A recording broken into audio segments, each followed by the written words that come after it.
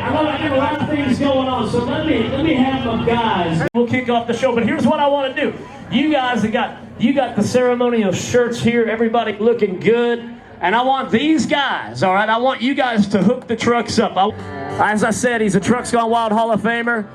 He's a big part of the family because we got mega trucks and mud racing on the Discovery Channel, and we were pretty excited about that.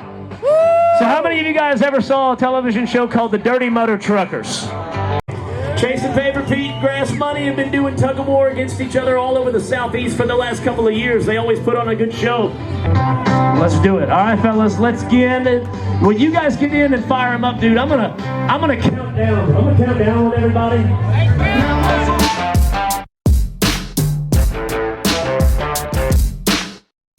When I get to one, you guys will all say, start your engines. Let's kick it off in 5.